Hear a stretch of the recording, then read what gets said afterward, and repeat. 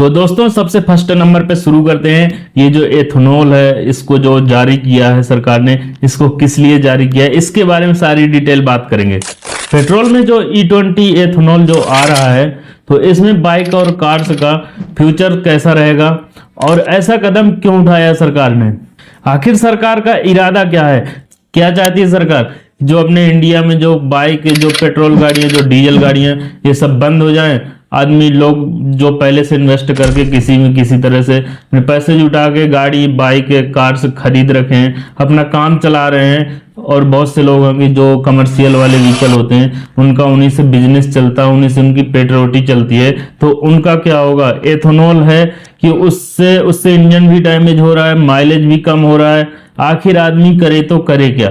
तो जब ये इतनी परेशानी हो रही है तो सरकार इसको चालू क्यों किया है, 20% का मिश्रण क्यों किया है एथेनॉल को, सिर्फ 80% ही हमें पेट्रोल दे रहे हैं। और सरकार वादा भी कर रही है कि इससे गाड़ी का माइलेज भी बढ़ेगा और इंजन की लाइफ भी बढ़ेगी। तो ये तो सीधा सीधा उल्टा हो गया। अब बहुत से क्रिएटर भाइयों का कहना है हमारे क्रिएटर भाई बिल्कुल नहीं मान रहे।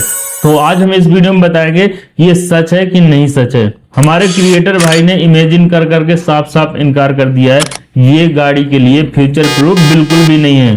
तो फिर सरकार इसका मतलब चूक गया, सब चीज इमेजिन करते हैं दोस्तों।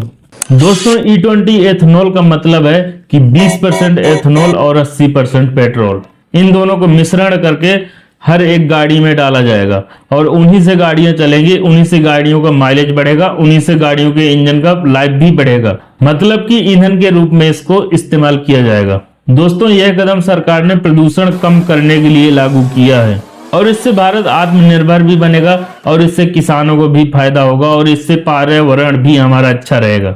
इसीलिए सरकार सबसे ज्यादा इलेक्ट्रिक व्हीकल को प्रमोट कर रही है और उसी में अधिक सबसे ज्यादा सब्सिडी भी दे रही है। यानी कि सरकार कह रही है इन सबको बंद करो और ईवी चलाओ, मस्त रहो, अपने देश का पर्यावरण भी सुरक्षित रहेगा। तो भैया सरकार तो कहती है कि हमारे भारत का पर्यावरण बचाने के लिए सुरक्षित है ये और किसानों को भी लाभ होने वाला है और हमारे भारत का रेवेन्यू कलेक्शन भी मजबूत होगा।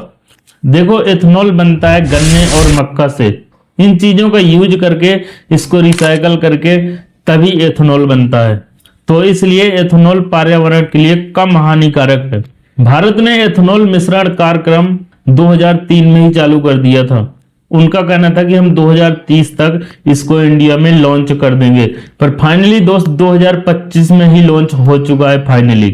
अब दोस्तों बात करते हैं व्हीकल पे क्या इम्पैक्ट पड़ेगा इस एथेनॉल का। इसमें सबसे पहली बात है कि सरकार ने कहा है कि 5 से 10% का माइलेज भी गिर सकता है, बट ये जब एक्सपेरिमेंट इसको किया गया तो ये पहुंच रहा है कम से कम 20%, 15 से 20% तक पहुंच रहा है एवरेज।